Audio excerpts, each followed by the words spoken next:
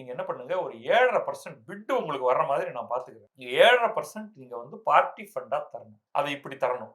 இந்த இடத்துல தரணும். இது வந்து அங்க போயிரும்.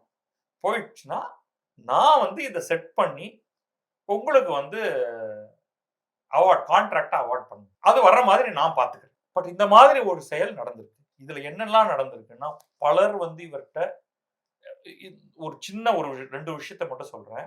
இவர் எவ்வளவு பவர்ஃபுல் அப்டின்னா, ஐஏஎஸ் ஆபிசர் மினிஸ்டர்ஸ மீட் பண்ணணும். இப்ப கே.என். நேரு மினிஸ்டர். அவர மீட் பண்ணணும். அவங்க கூட இவருக்கு தான் மெசேஜ் அனுப்புறாங்க. ஹானரபிள் மினிஸ்டரோட ஒரு அப்பாயின்ட்மென்ட் இவர் செட் பண்ணி தராரு. புரியுதுங்களா? இதுக்கெல்லாம் அவங்க வந்து ஸ்கிரீன்ஷாட் எவிடன்ஸ் குடுக்குறாங்க என்ஃபோர்ஸ்மென்ட் டைரக்டரேட்ல. இவர் ஆனா சாதாரணப்பட்டவர் இல்லைங்க. மினிஸ்டர்லாம் வந்து எனக்கு இவர் யாருன்னே தெரியாது. நீங்க மாட்டுக்கு யாரோ ஒருத்தருடைய வாட்ஸ்அப் மெசேஜ் எல்லாம் எடுத்து வச்சுக்கிட்டு, இவர் தான் வந்து எல்லாத்துக்கும் மூல காரணம் அப்படிங்கிற மாரிலாம் சொல்றீங்க. நாங்கலாம் பிட் நார்ம்ஸ பெர்ஃபெக்ட்டா ஃபாலோ பண்றோம். இப்ப பத்ரி சொன்னது தான். அப்படி தான் நாங்க பண்ணுவோம். டெக்னிக்கல் பிட்ட ஓப்பன் பண்ணுவோம். அதுக்கு பிறகு பினான்சியல் பிட்ட ஓப்பன் பண்ணுவோம் அப்படின்லாம் சொல்ல முடியாது.